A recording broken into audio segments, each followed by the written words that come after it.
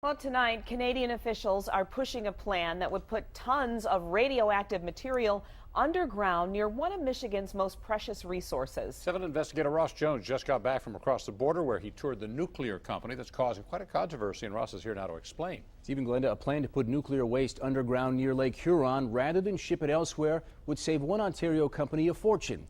But is it worth even a tiny risk that someday, somehow, something could go wrong?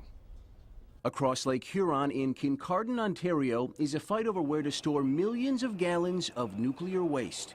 For years, Ontario Power Generation, or OPG, has been storing it above ground in tanks like these. It can be radioactive for more than 100,000 years, and being exposed to just a little can be dangerous, which is why even on our short tour last month, officials insisted we be tested for any exposure. 3, 2, 1.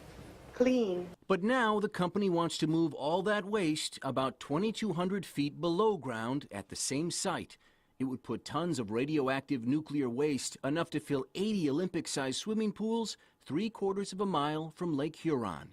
It's a lake that Beverly Fernandez calls home. She's the spokeswoman for a group aimed at stopping the project. Burying radioactive nuclear waste should be done outside of the Great Lakes Basin, where it cannot affect the Great Lakes and the drinking water for 40 million people. And Fernandez has plenty of support, a small army of cities and counties who have passed resolutions opposing the plan, saying it's too close to the world's largest freshwater source. When we look at the depth that we're going to and how well isolated it is from the surface, the lake frankly becomes irrelevant in the discussion.